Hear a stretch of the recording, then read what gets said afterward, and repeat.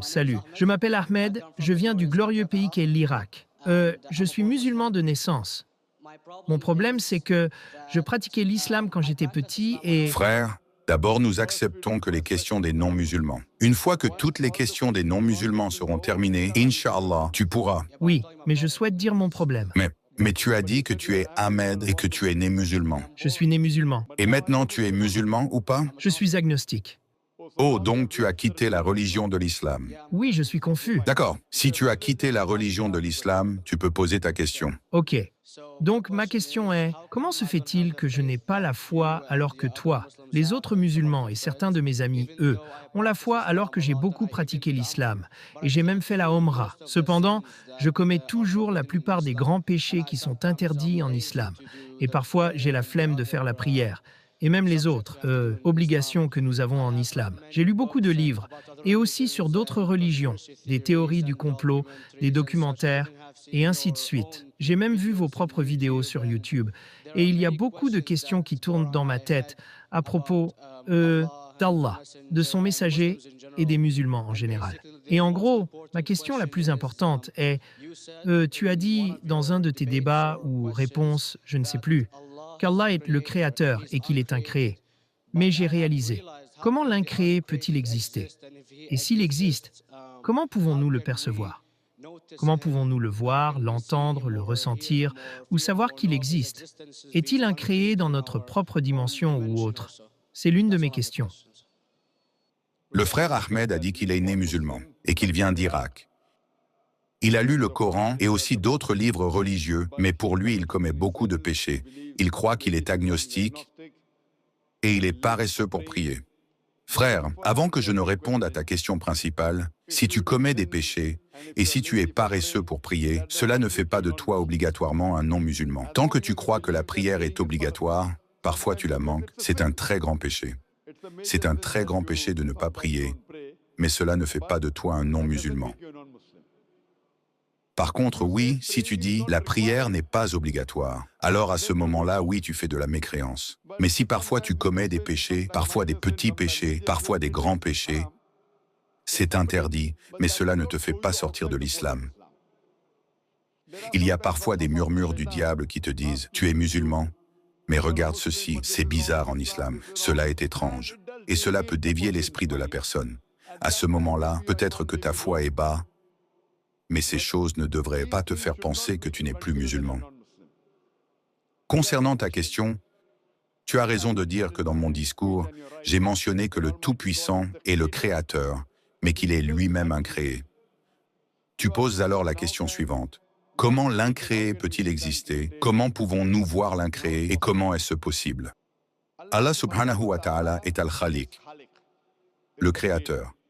Et, par définition, il est incréé. Car en général, les gens disent en essayant de prouver logiquement que tout a un créateur. Qui a créé cette table? D'où vient-elle? De l'arbre. Qui a créé l'arbre? Jusqu'à finir par dire que cela remonte à Allah. Donc, quand beaucoup de croyants essaient de convaincre un athée, ils disent « tout a un créateur » et ils se retrouvent piégés quand l'athée leur demande « qui a créé Allah ?» Mais si tu écoutes mes interventions, je ne vais jamais dans cette direction. Moi plutôt, je demande à l'athée, comment es-tu venu à connaître l'univers? Comment as-tu appris le fonctionnement des étoiles et du soleil? Et cela, par biais logique, reviendra quand même au Créateur. Si tu sais comment utiliser la logique, tu ne tombes pas dans ce piège où l'athée tente de piéger les musulmans ou les croyants en disant « qui a créé Allah ?» Par définition, Allah est incréé. Et si tu poses la question « qui a créé Allah ?» Si tu as entendu mes enregistrements, je donne la réponse en disant « supposons qu'une personne vient et dit la chose suivante. Mon frère, John. » Ouais, je sais ça, j'ai vu ça, c'est drôle. Mais je veux dire, comment peut-il exister s'il est incréé? Genre... Car c'est Allah. Oui, mais... C'est la différence entre toi et Allah. Comment il existe signifie qu'il existait déjà.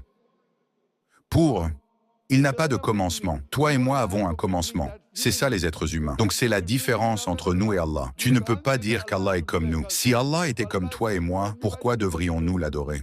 Je vois. Mais as-tu entendu parler du phénomène du Big Brother utilisé par diverses organisations politiques pour contrôler les gens en implantant ça dans plusieurs dieux. Puis ensuite, cela est devenu des religions monothéistes partout dans le monde pour rendre cela plus facile pour les gens. Désolé, je n'ai jamais entendu parler de la religion Big Brother. Ce n'est pas une religion, c'est comme une théorie en gros, dans les grandes lignes. Ça parle de quoi? Pardon, je n'ai pas entendu? Ça parle de quoi? Ce que ça dit, c'est que quand tu as un Big Brother, c'est plus facile de vivre ta vie.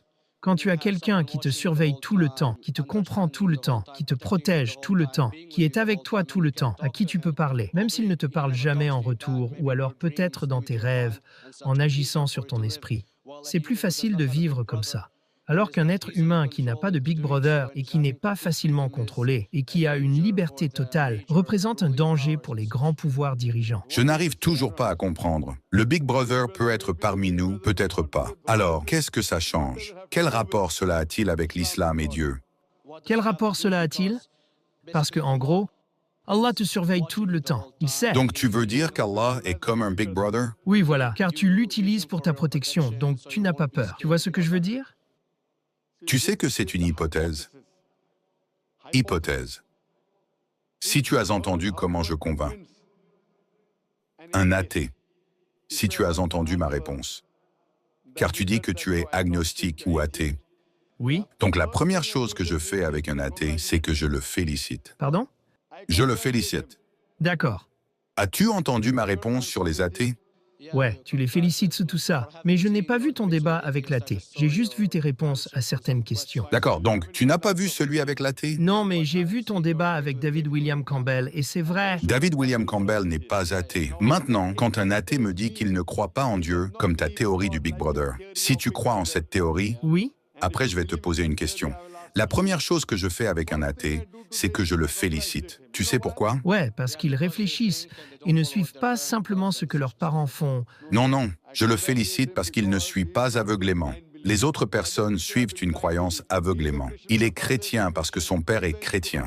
Il est hindou parce que son père est hindou. La plupart des musulmans sont musulmans parce que leur père est musulman. Lui, il essaye de réfléchir même s'il a tort, mais il dit « il n'y a aucune divinité ». Il a prononcé la première partie de la shahada islamique. La seule chose qu'il reste à dire et à croire, c'est d'ajouter la suite de la shahada, l'attestation islamique, et l'Allah. Ce que nous allons essayer de te faire comprendre, Inch'Allah.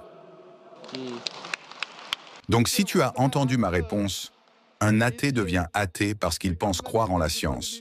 Il pense croire en la logique. Alors, je lui demande si un équipement est placé devant lui, un équipement que personne au monde n'a jamais vu.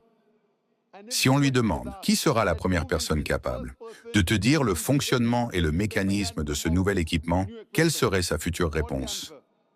Il va te dire le producteur ou le créateur de cet équipement. Créateur, producteur, fabricant. Donc quand nous lui posons la question de savoir comment cet univers est venu à exister, il parlera du Big Bang. Ce dont tu parles est déjà mentionné dans le Coran il y a 1400 ans, dans la sourate Al-Anbiya, chapitre 21, verset 30. أَوَلَمْ يَرَ الَّذِينَ كَفَرُوا أَنَّ السَّمَاوَاتِ وَالْأَرْضَ كَانَتَا رَتْقًا فَفَتَقْنَاهُمَا. Les incroyants ne voient-ils pas que les cieux et la terre formaient une masse compacte? Alors nous les avons séparés. Ce que tu as découvert il y a 50 ans est mentionné dans le Coran il y a 1400 ans. Eh bien, dans diverses civilisations, comme en 2000 ou 5000 avant Jésus-Christ, avant que l'islam ou même le christianisme n'arrive, il y avait des civilisations qui étaient avancées en astronomie et elles en savaient plus sur notre système solaire que nous maintenant. Frère, ta connaissance de la science est très limitée. Je suis d'accord. Il y a certaines choses qui étaient connues, mais cela était des hypothèses. Par exemple, nous avons découvert, et cela a été prouvé, que la Terre était sphérique en 1577. Je sais qu'au VIe siècle avant Jésus-Christ, il y avait Pythagore qui croyait que la Terre était sphérique. Mais ce même Pythagore qui croyait que la Terre était sphérique, croyait aussi que la Terre était le centre de l'univers, ce qui est totalement faux. Donc montre-moi une seule civilisation qui croit à 100% ce qui est mentionné dans le Coran. Je te lance un défi. Ce que tu dis ou ce que tu essayes de dire, c'est qu'il y a une personne qui a dit « D'accord, dans cette civilisation, sur 100 choses, ces 2 sont correctes. Sur 100 choses, ces 5 sont correctes. Sur ces 100 choses, je choisis 10. Qui peut faire ça? Personne à part le Créateur. » Même si tu sais qu'il y avait 10 civilisations différentes, des centaines de civilisations.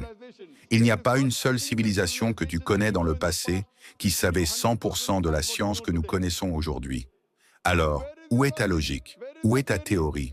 Je sais que certaines choses étaient des hypothèses qui ont été prouvées plus tard, mais il n'y a pas une seule civilisation qui connaissait tout ce qui est mentionné dans le Coran.